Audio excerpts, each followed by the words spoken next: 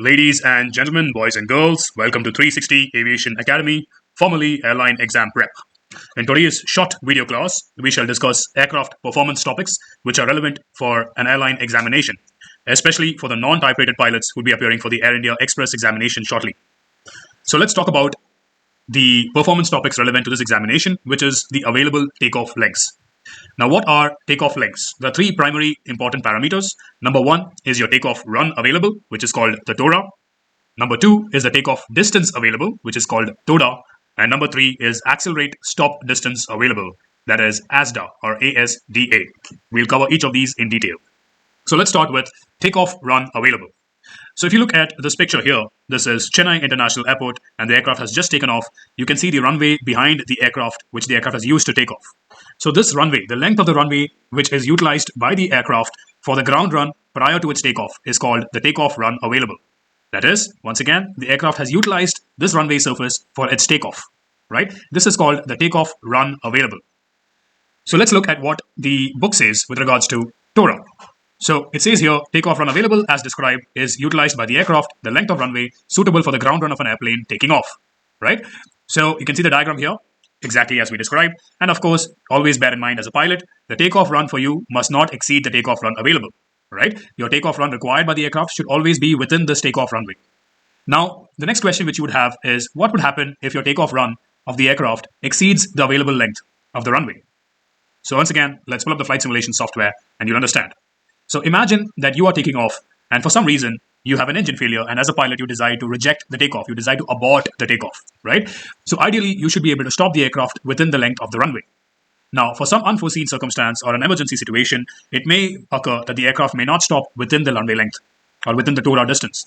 So the aircraft may extend beyond the end of the runway onto this clearway, to this stopway section, right? So this section over here, the amber arrows, the orange arrows over here is called the stopway.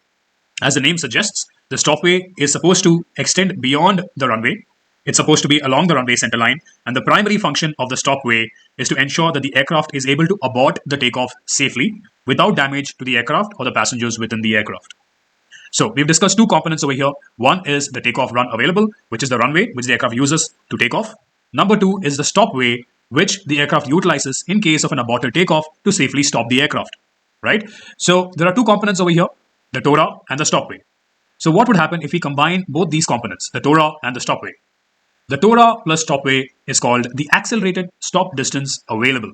The accelerated stop distance available is the total length of the runway available to you plus the safety margin of the stopway to stop the aircraft safely. So let's have a look at what the book says. So the accelerated stop distance available is defined first with the stopway. As you can see, it is mentioned that it has to be at least as wide as the runway and centered upon the extended center line, right? And it is designated by airport authorities for use in decelerating the airplane during an aborted takeoff. So this diagram here clearly demonstrates what an ASDA is. The ASDA is the TORA, that is the blue takeoff runway available, and the red stopway, which is the red segment for the aircraft to safely stop in case of an aborted takeoff. This is called an ASDA.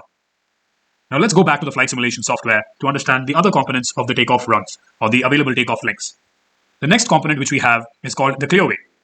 Now if you look at the aircraft's takeoff trajectory over here, you will notice that the aircraft is taking off. It has just taken off from the runway and right ahead of the aircraft there is a patch of land over here where there are no buildings, there are no obstructions, no terrain which can inhibit or impact the safety of the flight path. Right? So even if you look over here to the left, you will notice that there are runways, there are tall buildings on the left, there are trees to the right, but the actual takeoff path itself is clear, right? And that's why it's called the clear way. The way is clear for the aircraft to take off. Now, why is this important? In case of an engine failure, it may so happen that the aircraft's performance may degrade. The aircraft's net flight path may actually reduce, right? The aircraft may not take off as efficiently as normal, and therefore the safety of the aircraft can be impacted. And that is why after the runway ends, there's always a small area of land which is kept as a safety buffer margin and which has no obstructions impacting the takeoff segment of the aircraft, right? No tall buildings, no terrain, no trees, nothing which can impact the safety of the aircraft. So once again, let's look at what the book says. If you open up the clearway section, you will notice the clearway is defined in certain characteristics that it has to be centrally located along the extended center line of the runway. And of course, there's a minimum width of 500 feet. And of course, most importantly, it should have no protruding objects or terrain. right? This is very, very important. So this is what the clearway is all about. So if you look at the diagram, you will notice again, the clearway is mentioned over here, right? The takeoff run available and the clearway segment is mentioned. Now, from an airline perspective, what is important to remember is the clearway is defined or regulated by authorities to be a maximum of half of TORA. Now, what does that mean? Let's say your TORA length is 10 kilometers, that your runway length is 10 kilometers. The clearway can only be maximum of half of that value. In this case, if the runway length is 10 kilometers, that is your TORA, then clearway can be only a maximum of 5 kilometers. Remember, it cannot be as long as the runway. It cannot be as short as the runway. It has to be a maximum of only half the runway length, right? So 50% of TORA is the clearway. So once again, we've covered now the takeoff run available, the stopway, the accelerated stop distance available, and finally the clearway. Now there's one last parameter which is called the takeoff distance available. Now what is that? That simply means the distance required by the aircraft to take off safely, right? So to take off, remember, it's not just the takeoff run on the runway, but also the flight path after taking off, immediately after taking off. So the takeoff distance available, the TORA, includes the runway length, which is TORA, right? Plus the clearway, which is the initial flight path of the aircraft. So the takeoff distance available would include two components, TORA plus clearway. Once again, if you open the book, you will notice this clearly demonstrated over here. The takeoff distance available, TORA, is equal to TORA plus clearway.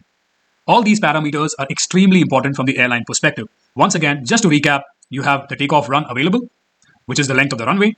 Then you have your stopway over here at the end of the runway, which is used to abort a takeoff. Then after that, if you combine both the takeoff run available plus the stopway, you get the accelerated stop distance available. And finally, you have the clearway, which is a path ahead of the runway, which is designed to ensure a safe flight path for the aircraft, which is clearway. And finally, if you add the clearway along with the takeoff run available, TORA plus clearway gives you the takeoff distance available to ensure a safe takeoff. Now, having discussed this, let's look at some important questions which have been asked in major airline examinations. For example, let's have a look at this. Question number 24. The length of a clearway may be included in option A, accelerate stop distance available. Option B, takeoff run available. Option C, distance to reach V1. And option D, takeoff distance available. As we just described, the clearway is the safe path for the aircraft to take off, right? So it has to be part of the takeoff distance required for the aircraft to take off safely. Remember, takeoff distance available is equal to clearway plus TORA. Let's try one more question to see your understanding of the concept. Let's move on to question number 16. The stopway is an area which allows an increase only in option A, accelerate stop distance available. Option B, takeoff run available. Option C, takeoff distance available. And option D, landing distance available. So as we described, the stopway is meant to stop the aircraft after a takeoff, right? So the answer here is accelerate stop distance available. Remember, ASDA is equal to TORA plus stopway. I hope this short lesson has helped you understand the basics of takeoff segments and how it can be important from the airline exam perspective. So once again, thank you for choosing 360 Aviation Academy. In case of any queries, please contact 70224 56688. That's 70224 56688. Once again, have a beautiful day.